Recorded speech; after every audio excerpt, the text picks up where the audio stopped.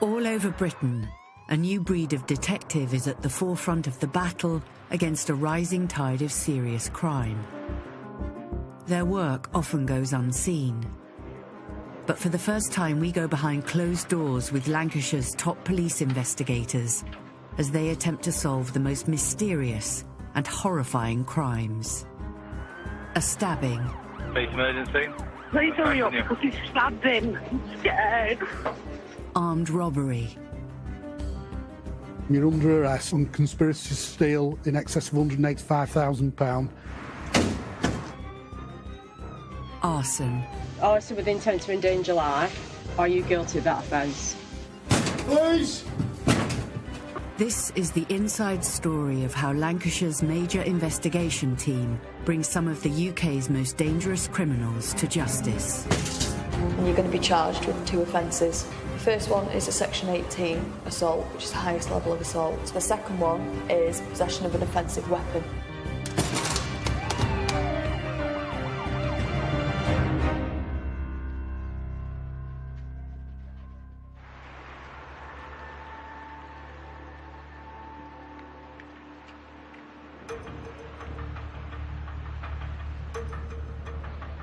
Rishton, Lancashire. The town's residents have been shocked by an armed robbery at the local post office. CCTV shows the full horror of the attack, which netted nearly £200,000 in cash.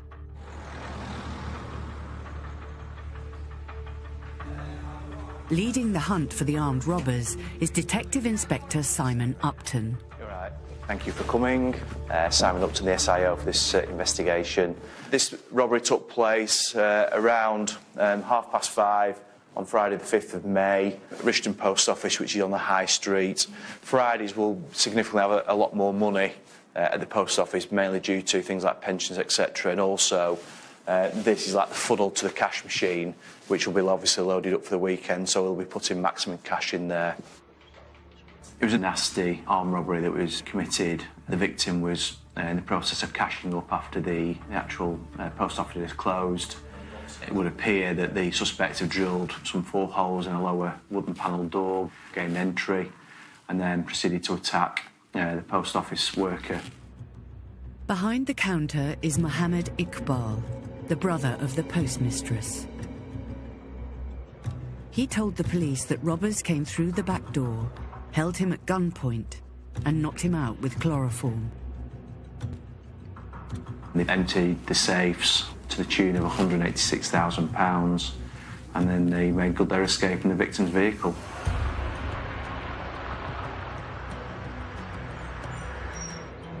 There are puzzling aspects to this case.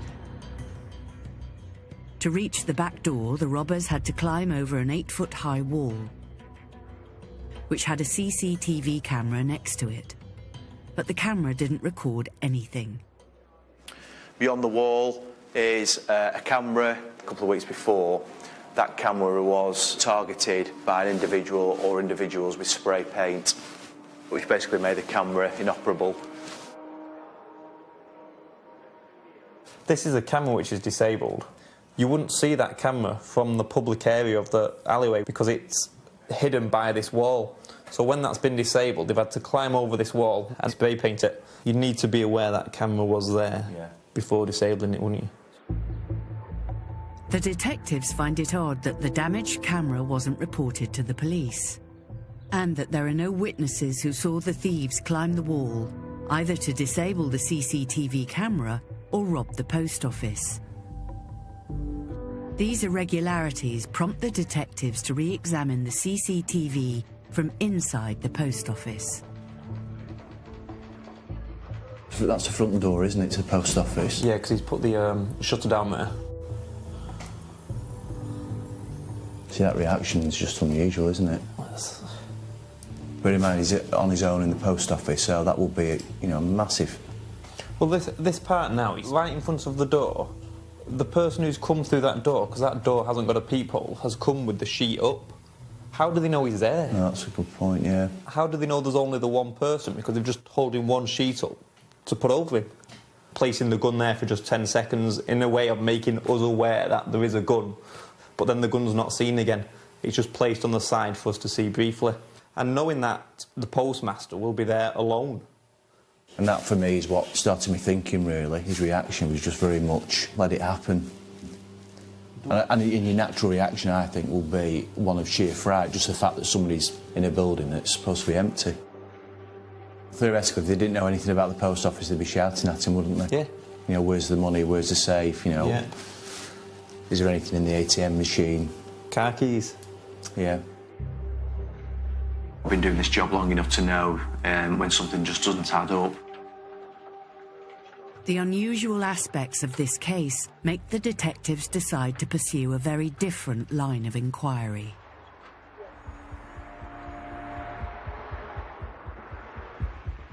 "10 miles away in Preston, the busy city centre is disturbed by another violent crime.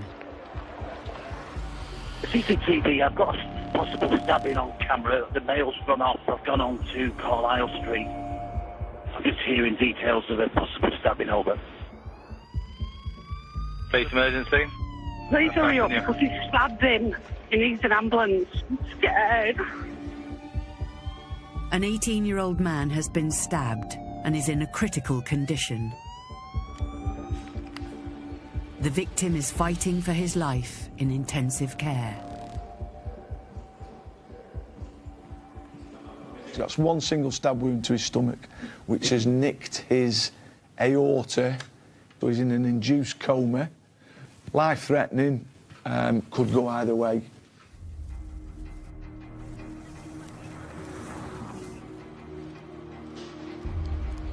It is a very serious offence, so the investigation could move into a homicide, murder investigation. Eyewitnesses saw 2 young men running away from the crime scene.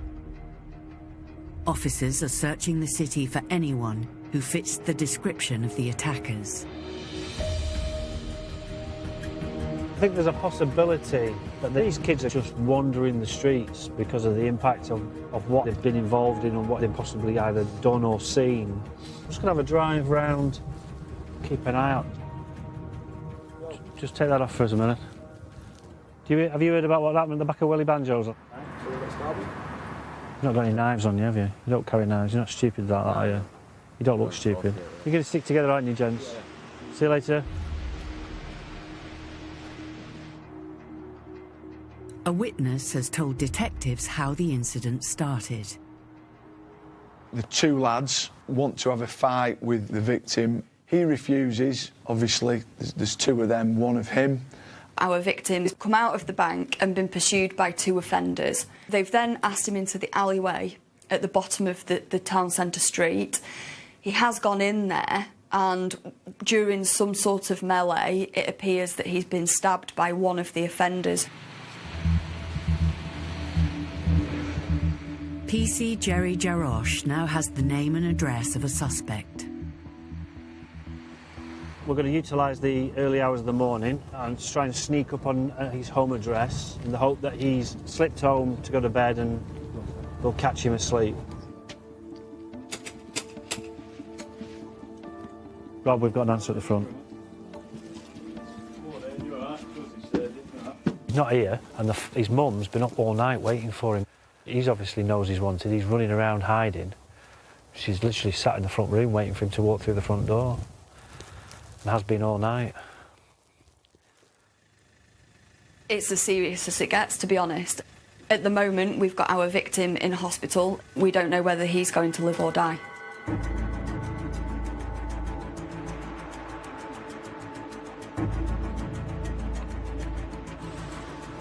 Back in Rishton, the police are investigating the robbery of nearly £200,000 from a post office.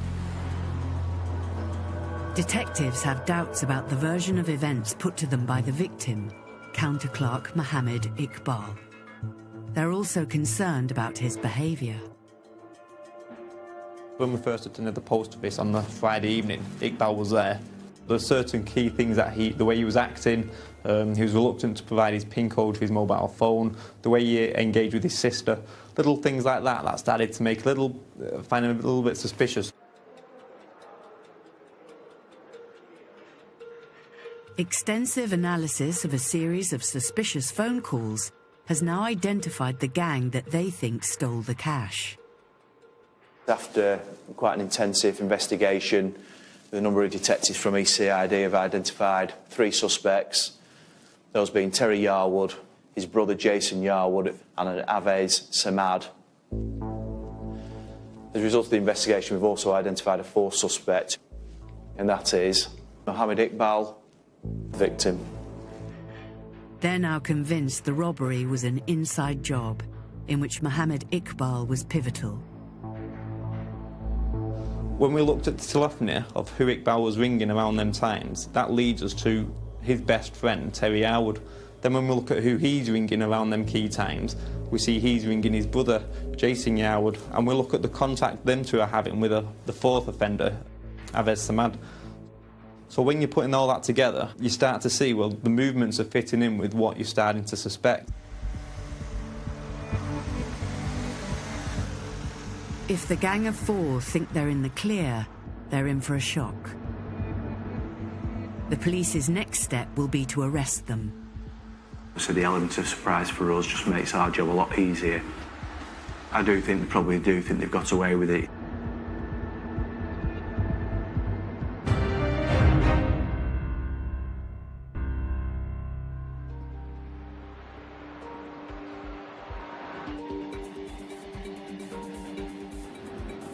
Detectives are investigating an armed robbery of nearly £200,000 from a post office in Rishton.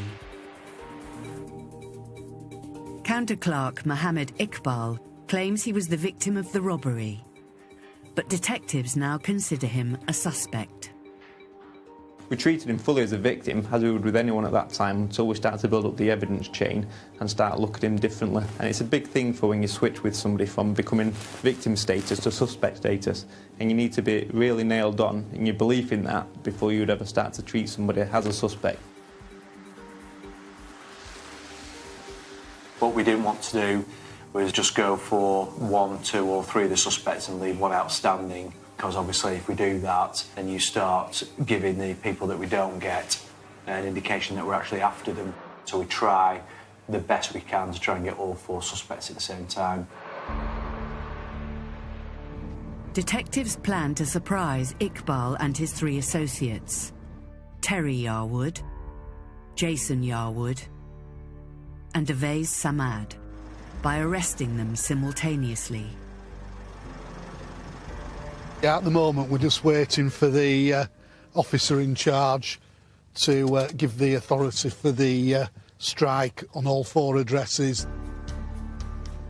We're in Rishton, we're parked right up back, right behind the post office, right at the end of that street. They're sending over a couple of others because at the minute he's not behind the counter. They think he's in the back, so they don't want him to do a runner. Sarge, our +2 has arrived now. 783 to all teams, team 1, 2, 3 and 4. It's a strike. Team 1 received.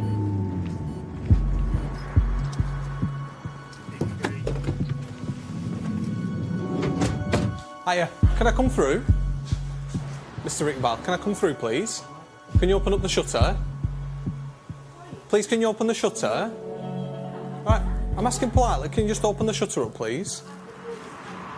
The officers are checking around the back of the address. At the moment, it looks like there's nobody in at this time. Right, Mr. Iqbal, you're under arrest. Right, to revert the course of justice. Possession of Section 18 firearm with intent to commit an indictable offence. Huh? And for conspiracy to steal. OK, you do not have to say anything, but it may be defensive. Do not mention when questioned something which you later rely in court. Anything that you do say may be given in evidence. Well, come on, out you go. Mr. Iqbal, thank you very much. I've just explained what you're under arrest for. Yeah, but for what reason? I've just explained. Why am I being dutiful? OK, I'm going to put you in the back of this van. Well, what have I done then? Like I said, 3 offences. Attempting to pervert the course of justice. Conspiracy to steal and possession of a firearm. All right? Possession, which fire?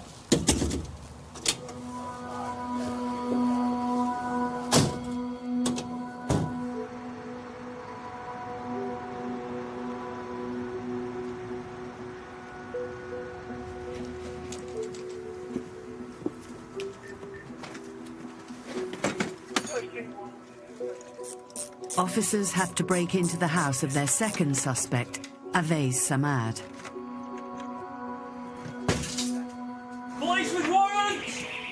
He's not in, so they wait for him to come home. Hopefully the gentleman we're after is on his way back from work. It's been identified, he's hopefully coming back to this address.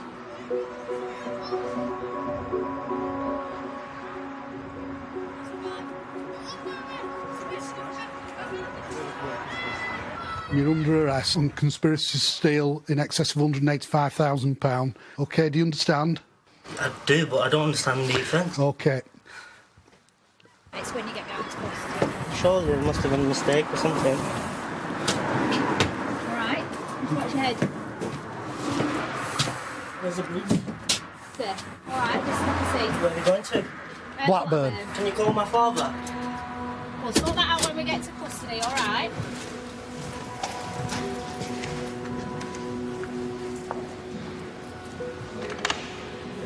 Are you working at the moment? Yeah. What's your occupation, please? Postman. Post office counter clerk. OK, do you want to take your shoes off at the door for me, please? Sorry? Shoes off.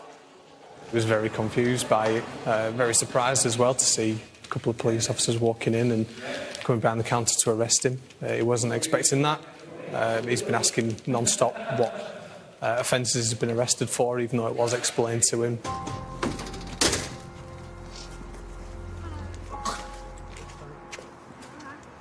Two down, two to go.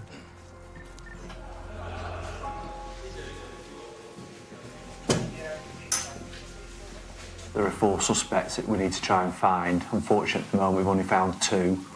We've got a custody time clock that we need to look at now for 2 of the suspects in the cell, so we've got quite a bit of work to do in respect to some interviews with those people, and we've still got to try and locate the 2 outstanding, so quite a lot to do, to be fair.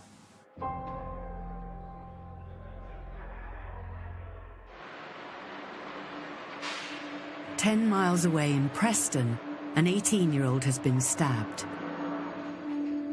Detective Sergeant Hayley Jones is investigating.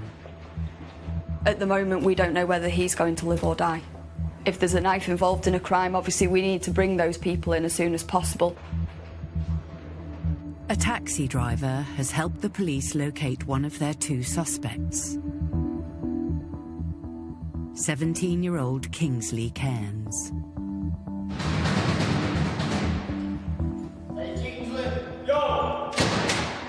We've caught one suspect already. He actually appears to have got in a taxi further away from the scene. He's then made off from the taxi without paying for it. The taxi driver has rung us, told us where he had actually taken that suspect. We've had some uniform officers in a support unit who've actually gone straight to that address and arrested him.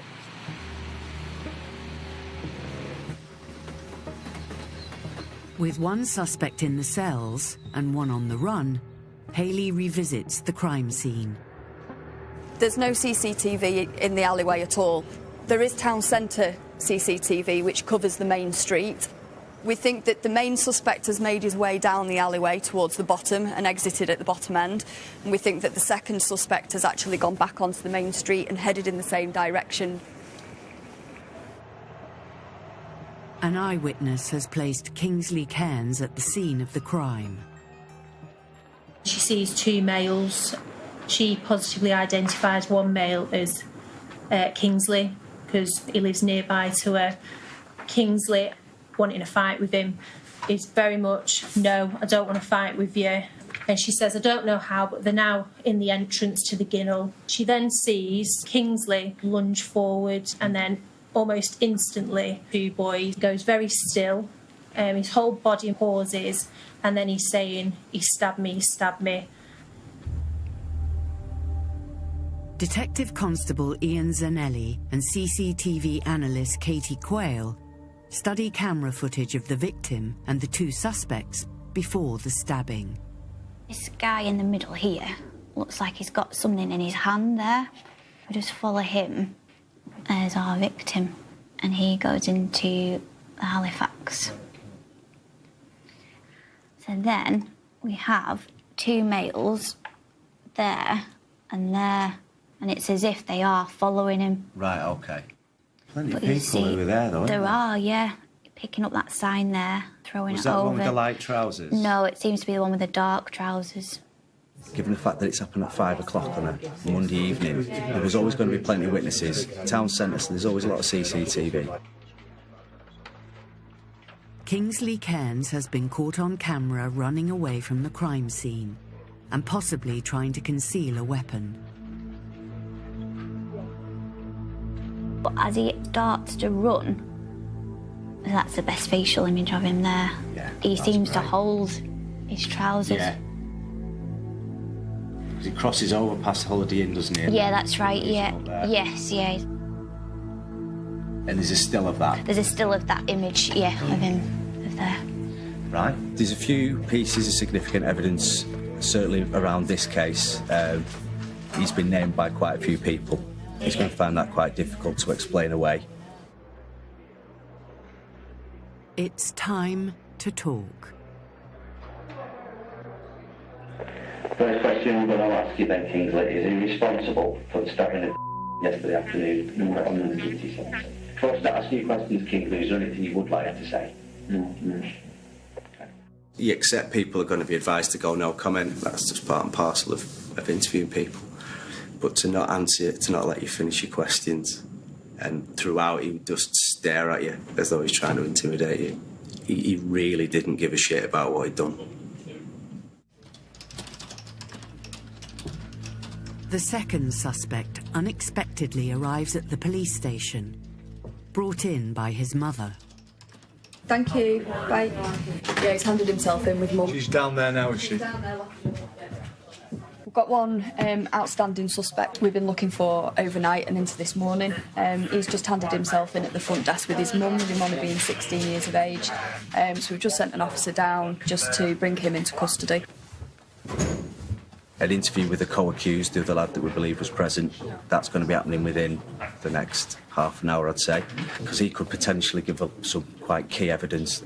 But there's every chance that he might give an account. I mean, it's an extremely serious allegation. Who's going to come out for you, Mum and Dad?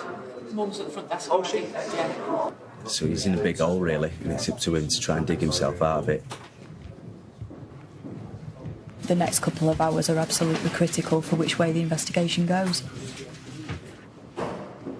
The interview with the second suspect could provide the police with the crucial evidence they need.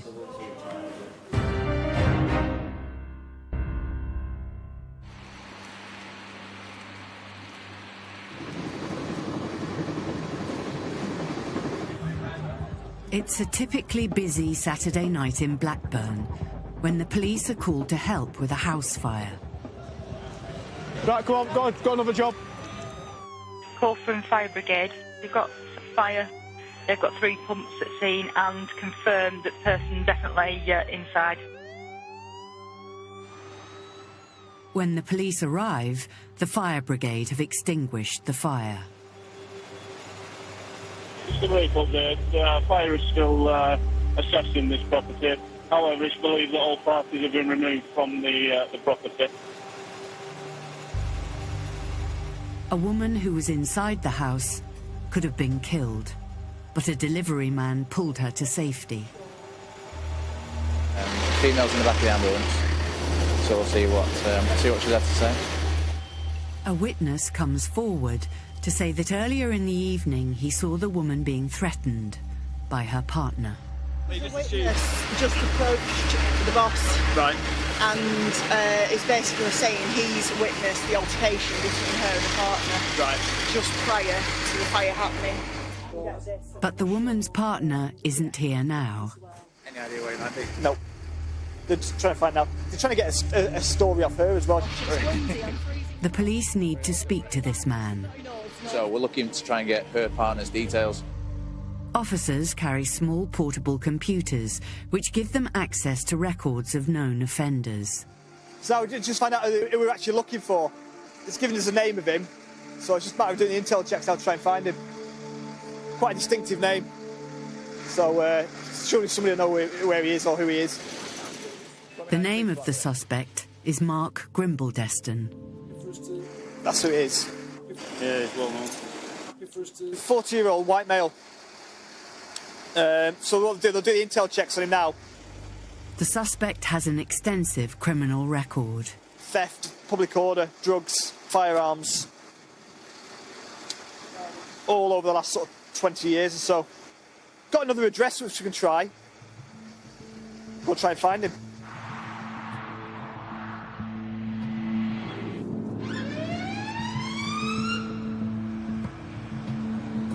Officers have traced Grimble-Deston to an address 1 mile away from the house fire. He's arrested and taken to Blackburn Police Station.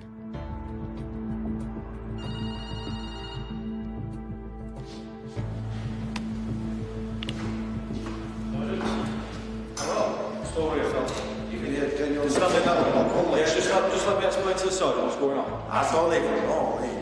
Just walk up and leave these people on the door. A possible suspect of an arson with intent to endanger life. He's been seen at the address prior to the house being set on fire. The victim's partner, Mark Grimble-Deston, appears to have had too much to drink. I can't know fucking what I've been arrested for. Arson with intent to endanger life. So he's put in the cells to sober up before he can be questioned. Police hope that in the morning he'll reveal the truth about this serious, life-threatening fire.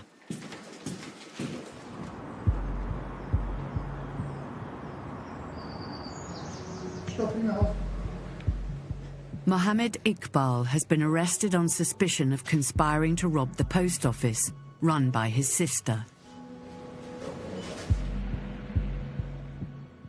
She was completely unaware of his plan for an inside job. We knew some time ago what we suspected, which was the victim was involved, and from there then it's just about a large jigsaw puzzle, I suppose, just putting all the pieces together and getting to the stage that we're at today. Detectives don't believe Iqbal's account of the heist. Mohammed Iqbal claimed they've come down this rear alleyway, climbed over the rear wall, got then dressed up in the CSI suits, proceeded to commit the offence, then take Mohammed Iqbal's vehicle and drive off. The problem we've got with that scenario is no one's seen them in the rear alleyway, so what we suspect's actually happened is that at the lunchtime of the Friday, Mohammed Iqbal, the postmaster, has left the post office for about 3 hours, and we know he's travelled back to the Preston area.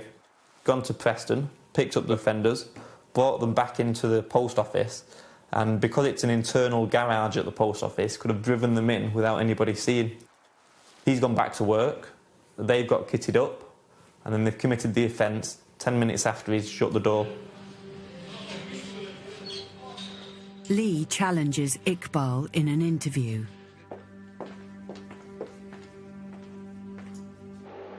Are you responsible for the theft of £186,000? No, I'm not.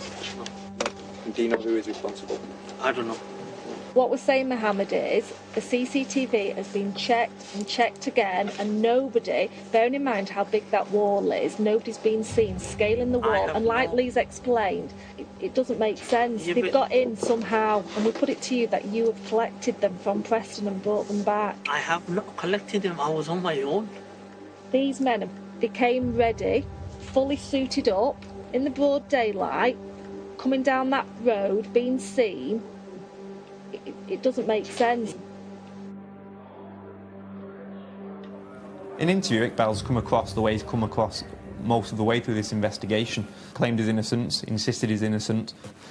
He became a little bit wavy in his account when we started to put the evidence to him towards the end of the interview. I think he started to acknowledge and appreciate there's a case building up against him here. Well, we think that Abez has come across to Rishton as the getaway driver. So you took them into the post office? I haven't taken them in the post office. I'm telling you again and again, and I'm being serious now. I have not taken anyone in the post office, and I would not risk anything to jeopardize my life or my family's life. Simple as that. Why would you be jeopardizing anyone's life? Why would I even do such kind of stupid, this kind of shameful act? Give me one good reason. Why? £186,000. What's that got to do with it? £186,000. Well, that's quite a motive to... Yeah, motive for what? For theft. Iqbal's friend, Terry Yarwood, is now under arrest. The police have found that his mobile phone records place him in the vicinity of the post office 2 weeks before the robbery, at the time that the CCTV camera was disabled.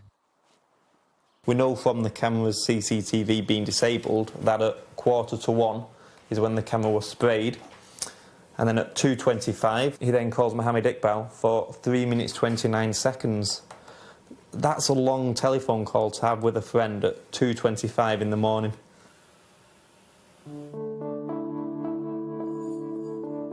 Lee now has enough evidence to charge all 3 men.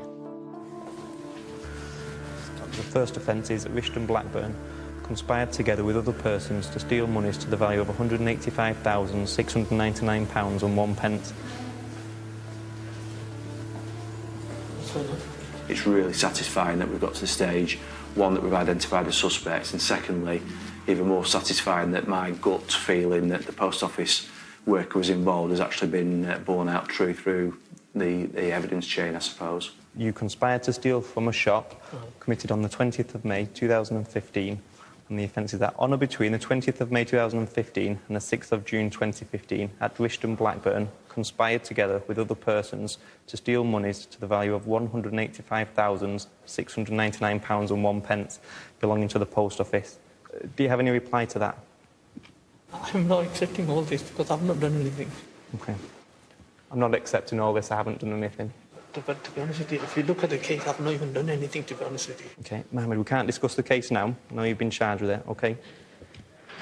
Okay, I'm going to put down as your reply, I'm not accepting this. Do you want me to put anything else as your reply? I've not done it. That's why I'm saying that I've not done it. So, would you like a drink or anything? You sure? how many each offence carries how many years? He won't tell you that because they have a minimum and maximum sentence. That's up to the court. I still need to know.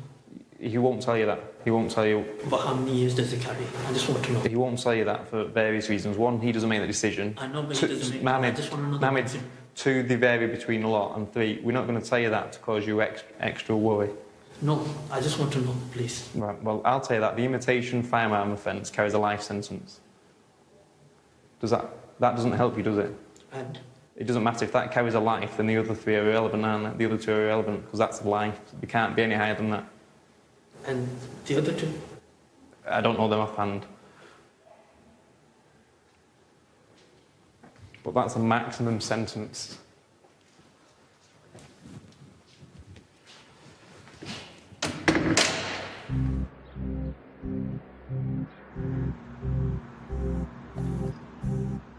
In Blackburn, Detective Sergeant Mark Saunders is leading the investigation into a suspected arson.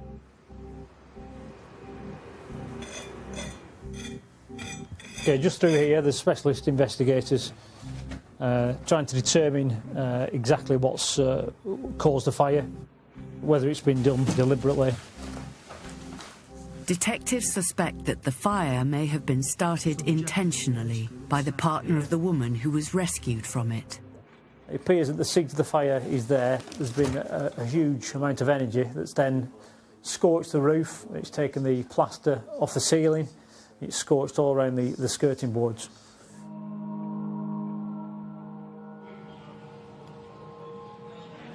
Detective Constable Amanda Blezard is also working on the case. A woman has been rescued from the address by a takeaway delivery man. If she'd not been rescued, they think she probably would have died in the house fire. The lack of definitive evidence about how the fire started puts pressure on Detective Constable Amanda Blezard to get answers from her suspect in an interview. Arson with intent to endanger life. Are you guilty of that offence? I can't remember. I went out to the pub and I cannot remember anything. All I did was walk up in my bed with police at the door. You remember when you were woken up, you realised you were at your mum's house, is that what you're saying? Right. Yeah, like, what the fuck am I doing here? Who's at the door? Right. You know what I mean? What was the arrangement? You said your mum's gone on holiday. Yeah. to Turkey. She said just come over and keep an eye on things. Says help yourself to food and just make sure everything's all right. He said he can't remember anything. Is there any way of checking out that account he's given about his mother? We could do some work on that, can't we? Yeah. Unless we get any breakthrough, he'll be bailed for further inquiries. So we'll have to look at the safeguarding around the victim. Worst case scenario here is we'll have to go to Crown Prosecution Service and they may decide there's not enough this evening, so we'll have to bail him. We're going to need some evidence, and we've no forensics saying he set fire to the house. So unless we get something other than that, I don't think CPS are going to run it. They certainly won't run it tonight, so it is going to be tough. The detectives need to gather evidence on their suspect urgently. If he walks free, the victim could once again be at risk.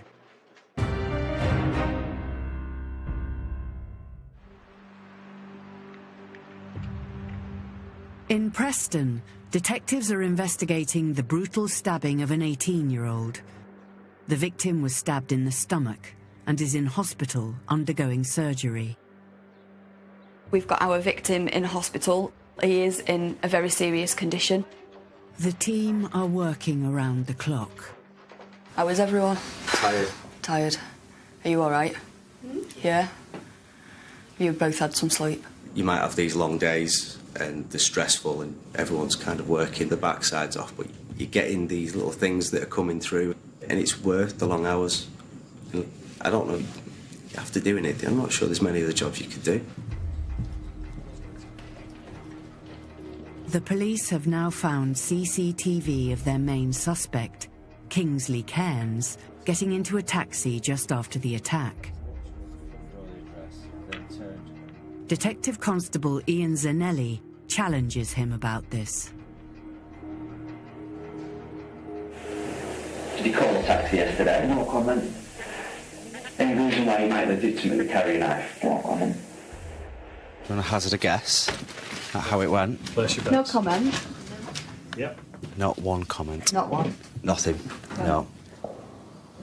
I put him back in his cell a couple of points after the interview and he's bawling his eyes out. And he was crying because he wanted to go home. He was crying because he was missing his mum. And then he'd walk out into a kind of public arena of the custody with the people there and his chest would come out, his shoulders would be wide open. The second youth has been arrested, but he's not talking either.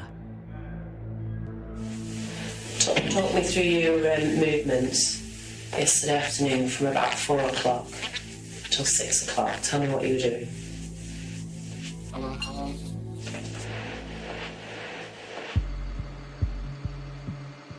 The police have obtained CCTV of both suspects walking together outside a bank, close to where the stabbing occurred.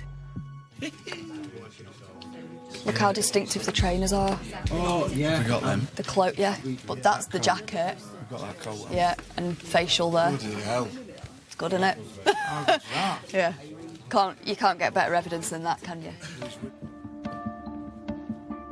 The Crown Prosecution Service has told Hayley she has enough evidence to charge Cairns.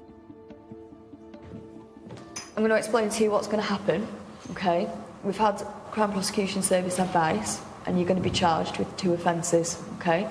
The first one is a Section 18 assault, which is the highest level of assault. And the second one is possession of an offensive weapon.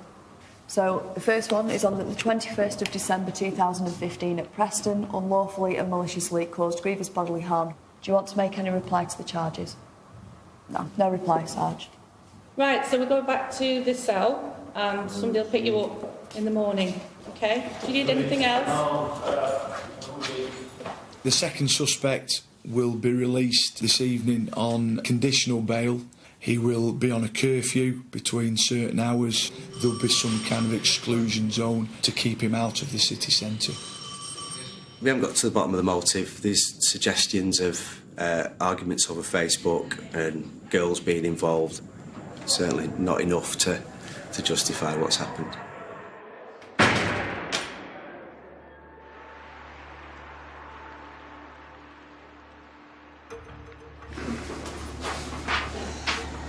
Now, what I need you to do is look into that camera there for me.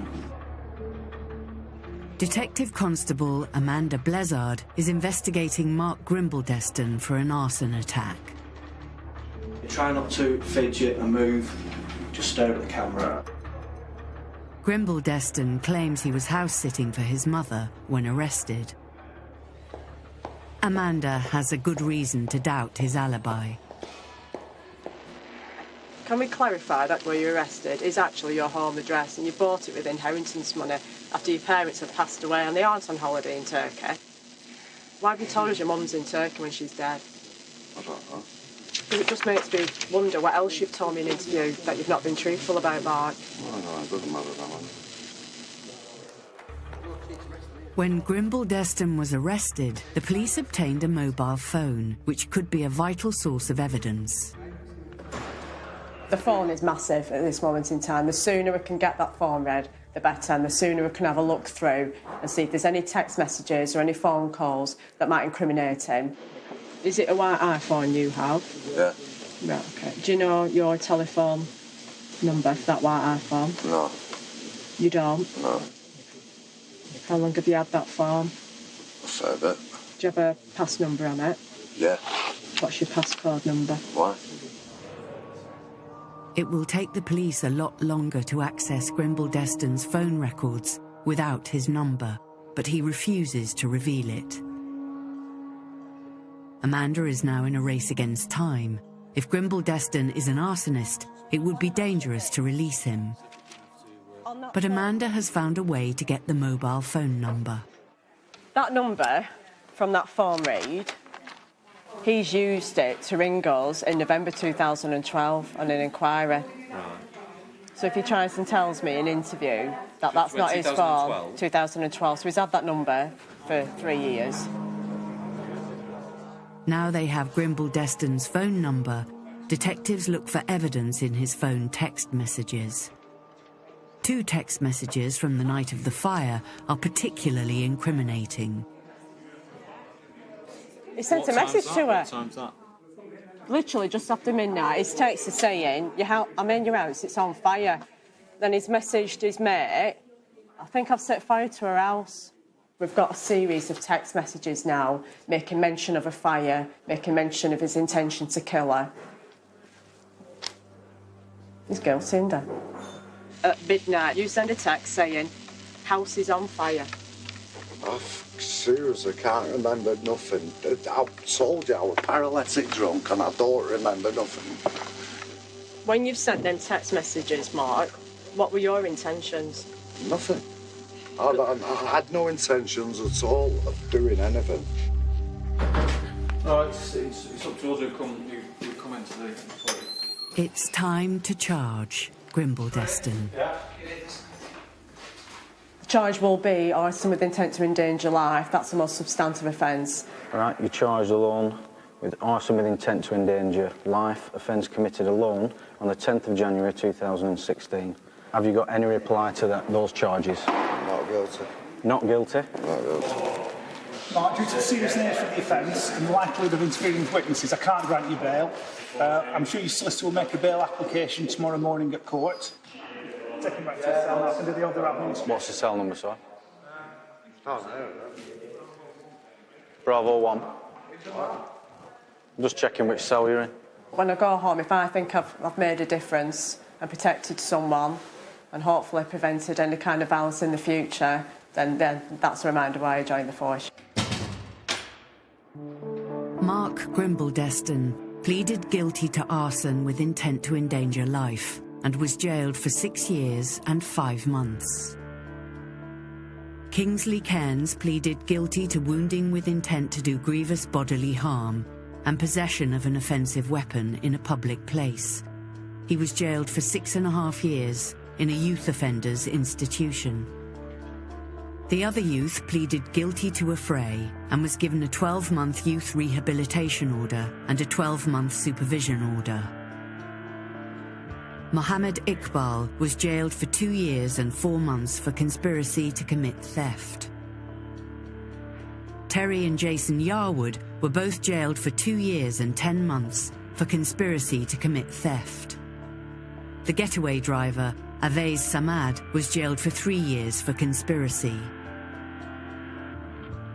The police have so far not recovered the gun seen in the CCTV, or most of the £186,000 stolen from the post office.